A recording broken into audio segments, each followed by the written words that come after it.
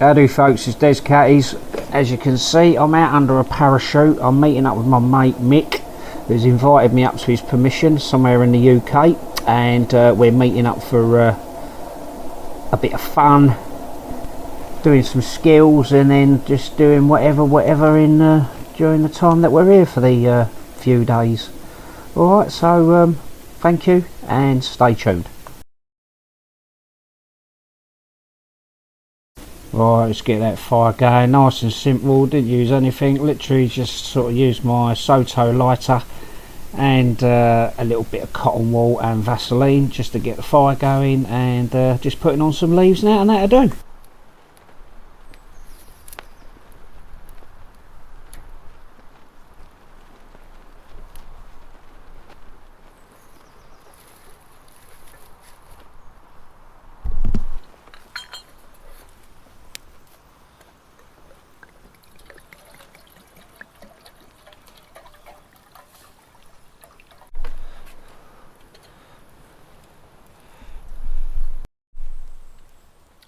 If you're like me, well, you're probably not like me at all, but if you've got a little bit of an interest in foraging, then it's a great little book. I got it off my son for Christmas. Obviously I knew the present, but it was something from my son because the fat geezer in the red suit was supposed to bring it, but obviously didn't.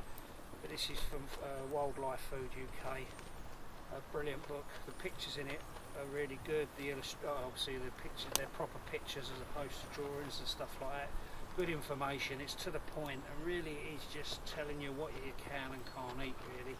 So you know, especially when you're new to foraging and stuff. I still class myself as new to foraging, even though I know a few bits and pieces, but I always cross-reference, and I try not to use a book of artist impressions even though I own them.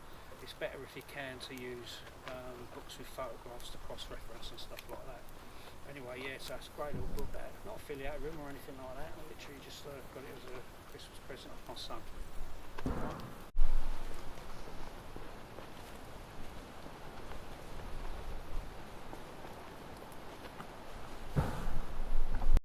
Well, this is my mate Mick. Mick's, alright, come on, don't be camera shy. Alright, this is Mick, and I've known him a long time.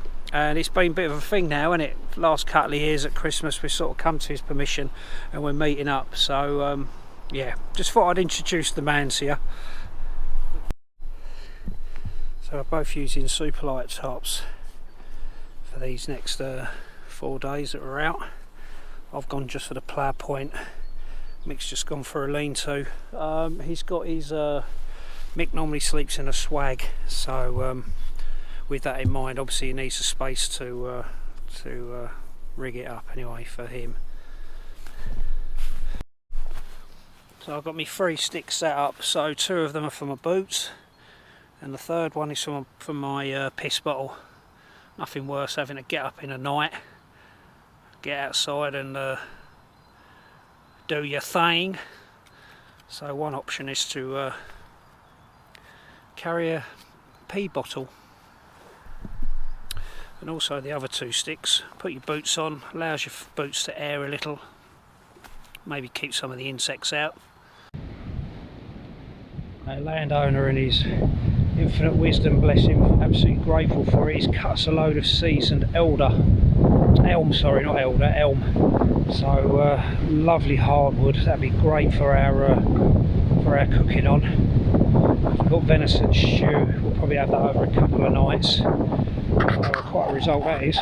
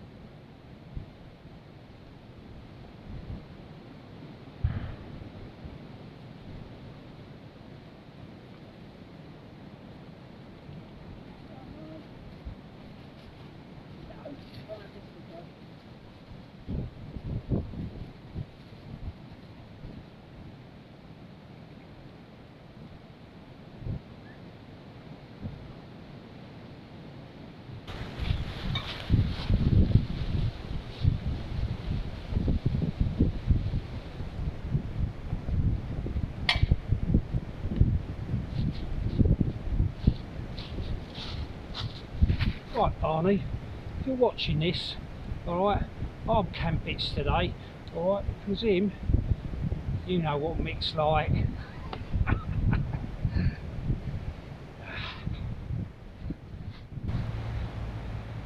It's always good just to have a coil of string, maybe about 10-12 foot, have it coiled up. It doesn't have to be paracord, it can be anything.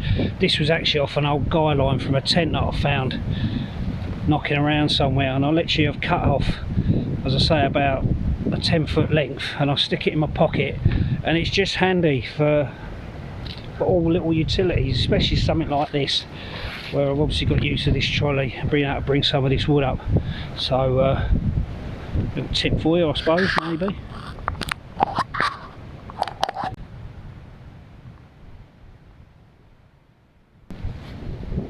That's his mix hovel. He uses he loves to camp in the old outhouse swag. Lovely cocoon for up in your sleeping games, as it were. I haven't used mine for absolute ages. I kind of used to poo them, but they are actually quite a good bit of kit, really. And Mick loves this. He always has a good night's kip in them. There's other, you know, loads of the other fellas that use them as well. But yeah.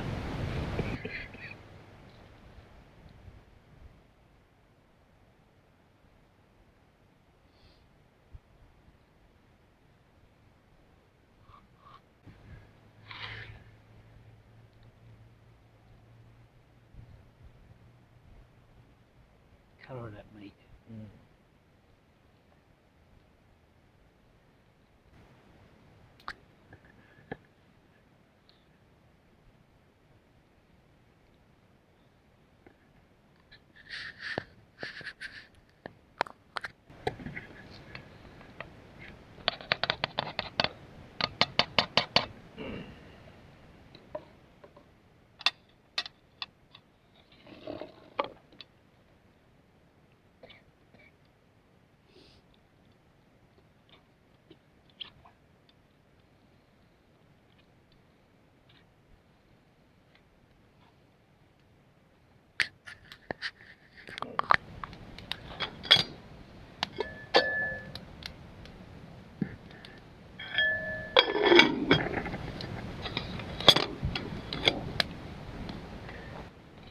Just did a called a twisted cobra stitch onto the end of this pouch.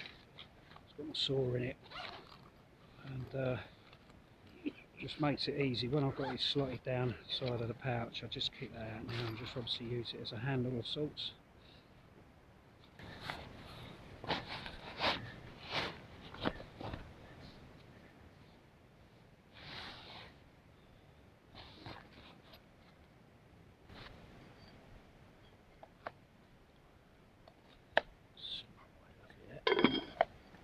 Vicky's just chopping up some onion. We've got peppers and beans and new potatoes and tomatoes and some gravy. It's like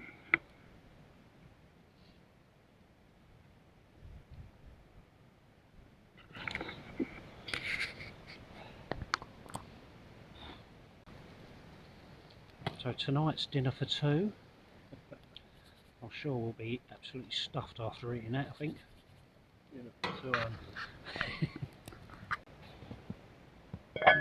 that's alright, don't you? Do you want the ladle, Mick? Go on, you can have first dibs because you're obviously the. No, that's not. No, not Mick, not that one. I want that one. Yeah. Right, that's it. What are you doing? You're taking the urine now, aren't you?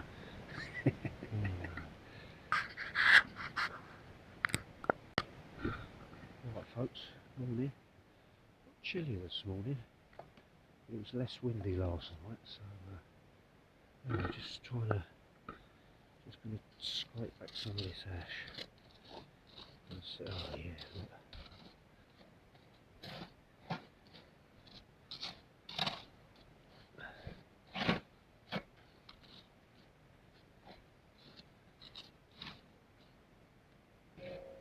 Yeah, brilliant.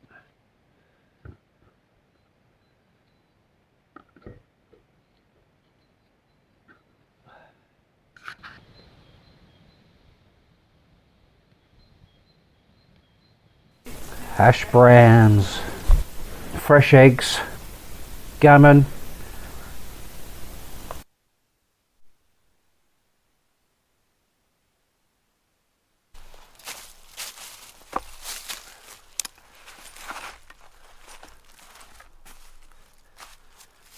So, Mr. Bond, we have ways of making you talk. I want that size.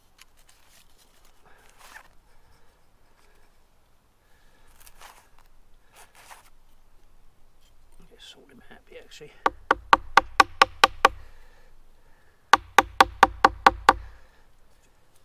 What I've got a bit of seasoned hazel. And I just want to make some toggles. Mick wants some for his tarp that he's trying to set up. So want them quite small as well. I don't want nothing too big and bulky, so I'm just going to see whether or not I'm testing the diameter of this bit of hazel out to see whether or not it will split out on me. Obviously when I put the paracord into it, I think this, I'm not sure what size diameter that is. That's a 6mm. I probably could have told you that, I knew that anyway. So drilling a hole into a piece of wood is like making love to a beautiful woman. You have to do it slowly, twisting all the time, cavorting, feeling, touching with your hands, so you get it all the way through, so you don't split it open, so you can reuse it. God, how erotic did I make that seem?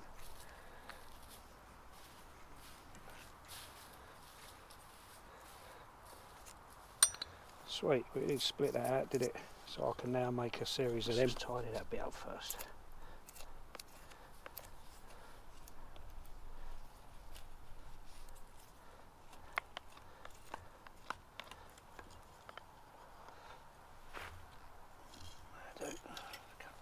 There. A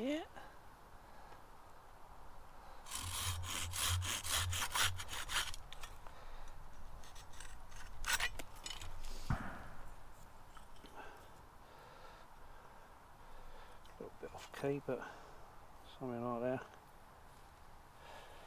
It's not a bad idea that when you're making things like this is obviously to have the wood a little bit longer.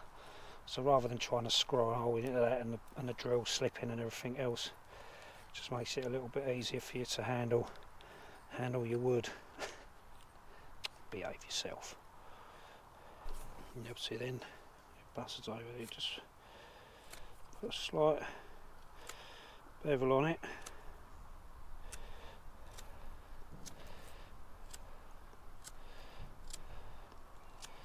Either end.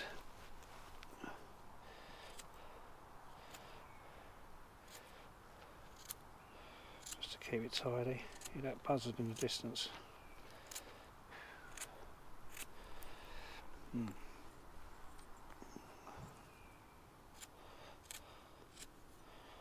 get the picture. There's the toggles in, done them. And what I want to do is attach them onto that length of cord there for, you know, sort of like the upgraded sort of rapid ridge line special forces ninja killer jobber. Alright, so that's that rapid ridge line, you know, blah blah blah, you know, that Canterbury and all that talk about. Works really well, I like it, think it's really good. I just had to make up, I wanted to make up another one for one of my other tarps, so yeah, works really well. Now this probably isn't the bestest of projects right now, but if this is my wee bottle, okay, and normally what I do is I open it up and I stick it over a couple of, you know, sticks to allow the urine to sort of leave the bottle and everything else. And then in my infinite wisdom, because I've been doing bits and pieces today, I thought what I'm going to do is, because immediately near, well, there wasn't anything quite close enough to be able to sort of you know, sort of do it in that way. So what I'm going to do is I've got a bit of paracord, and I'm going to use length this paracord in collaboration with the Gorilla Tape, just to make a little hoop of sorts just that goes around, so I'll have to wrap a bit of tape around there. But anyway, you love this, folks, don't you? But just for now then.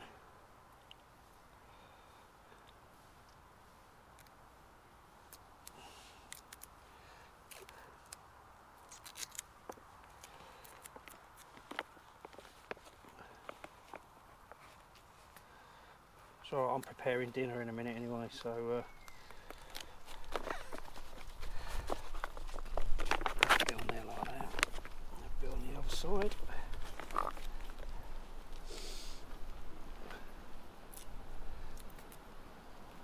Yeah.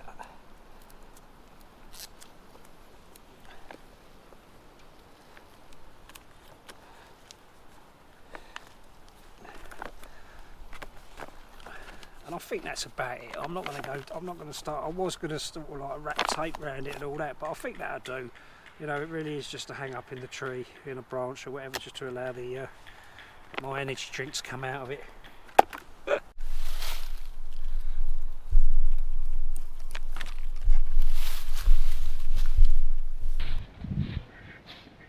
We're just going up to check. There's a fallen birch tree. Not long ago, I put some pictures up on the community, on my YouTube community, about making birch bark containers. And folks, you know, I'm no expert. I'm just, you know, someone that likes to have a try.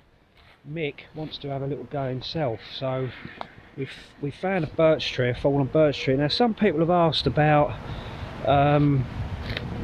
you know, when they need to collect the birch bark and yada yada yada. Now, if you are going to collect it, ideally, really, obviously don't collect it off of fresh trees. So I personally think to take it from a tree when it's obviously been down a while, the inside of it is starting to, the wood is obviously starting to go punky and rot and everything else. But with the actual birch bark, because of the oils and everything else that are in it, it does make it easier. So obviously maybe that's not a great example, but it does make it a little bit easier to pry off than maybe taking it off of fresh trees.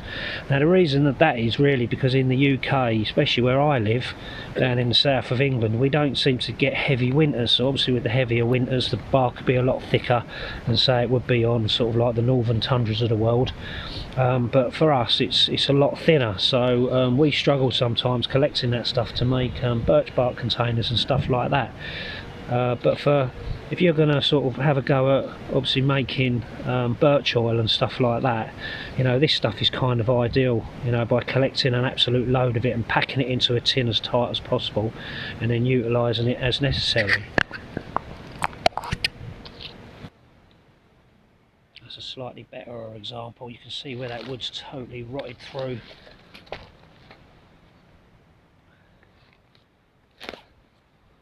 You know, you just try, you know, cut your knife through that.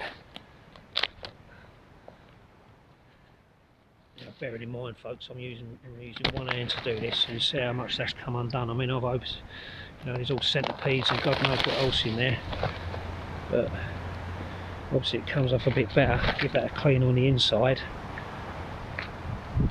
and you've got a length there, but that wouldn't be really great for making containers or anything like that, unfortunately.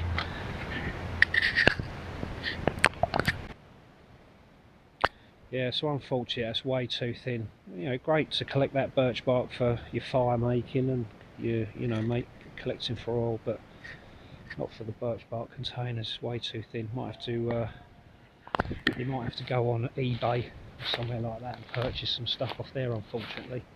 That's just the way it is here in the UK with it. You might be lucky. I have been given by a mate of mine who does tree clearing and stump clearing, and some years ago he gave me some birch bark that he found on a birch tree that was slightly more easier to use, as it were, rather than, you know, some of that stuff there. You might have to, you know, you'd be mucking around with it too much, trying to double skin it up put three skins in it to make it, you know, sort of worthwhile. It's gone walking off now and I don't know where he is. Rick? Yeah, it's way too thin, that stuff. Yeah, I wonder what do you reckon about that birch tree on the other side where it's starting to rot at the stump? I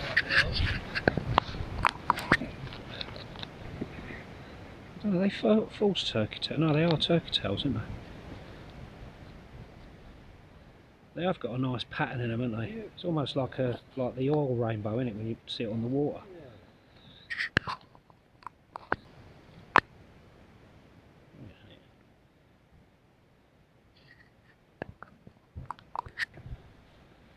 Yeah, I mean, look, yeah, there's a nice stump,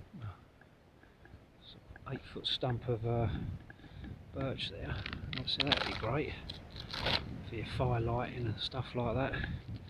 You may be able to get something out of that bar, you know, a little container of sorts.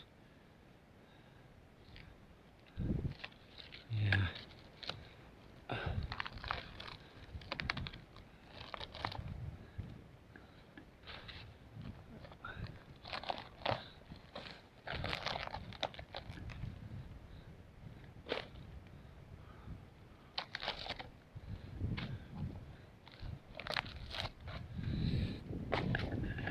Certainly gnarly. That's too thick. But it's got the wood underneath it, maybe the cambium or whatever. Right, so this bit's off the floor. It does look undamaged. Let's see if we can. Yeah, it's pretty rotten under there as well.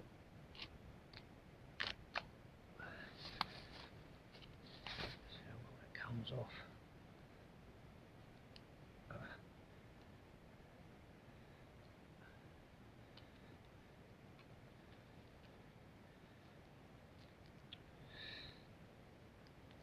Probably should use a stick for this, really.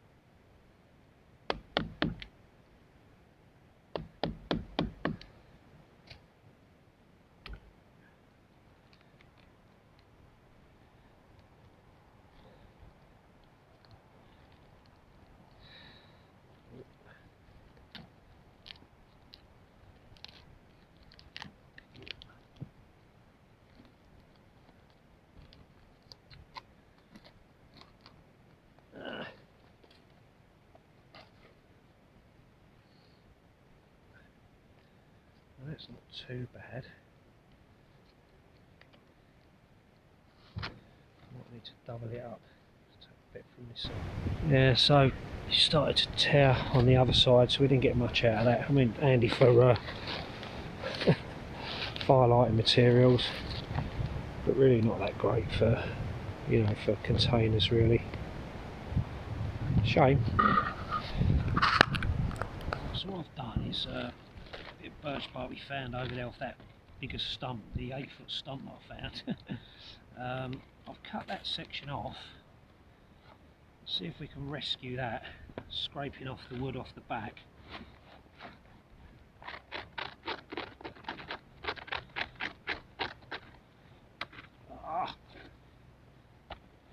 Still not a problem because we can cut it off there, so we've got less gnarly bits.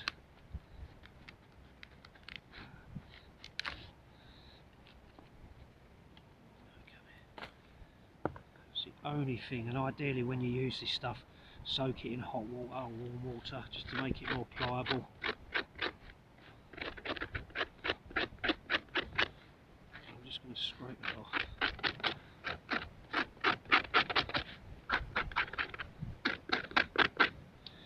A real shame in this country that we don't get it how they do in sort of say Canada or oh my god, it's getting smaller and smaller, folks.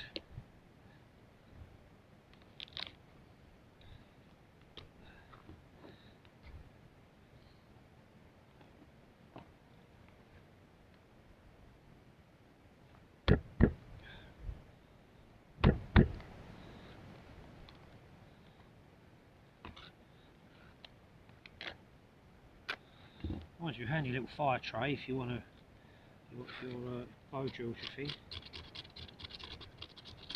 And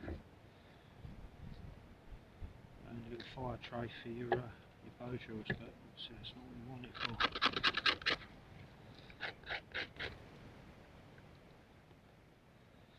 Well, can you guess what's for tea tonight?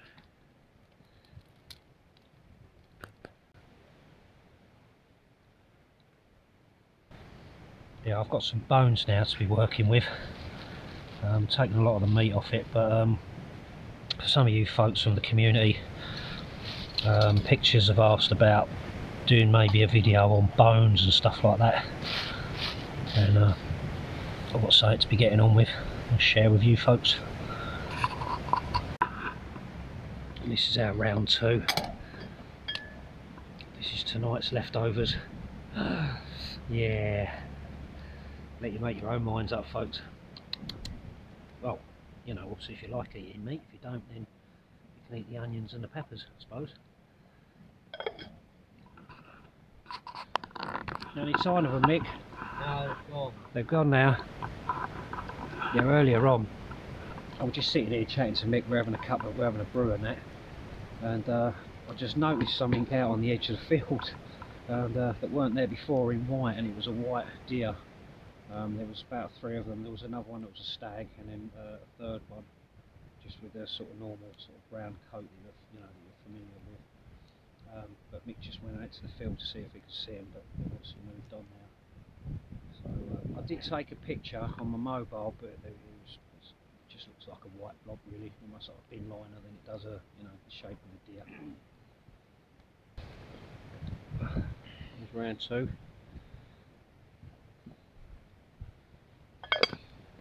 Right, good morning folks. I'm just about to leave to go home. Mick's sort of in bed. I've wished him goodbye and New Year and everything else. Last night I slept in my car. It was like a last minute thing. I think because of these winds, it was like 50-mile-an-hour winds last night, and I think just from some of the experiences I've had in the past with the wind, if you know, I've had sticks go through my shelters, and I've been hit by a stick. Well, I say a stick, a twig, and absolutely winded the crap out of me. And John was there as well, and it cut his head open. And Chris was there as well at that time. But anyway, yeah. So with that last night, I kind of bailed out and stayed in the car, which wasn't great either, because it's at the height that I am, sitting in sleeping in my car ain't fantastic. But anyway, I'm babbling on. So thanks for watching, folks. I'll see you on the next video. Do all that nice stuff.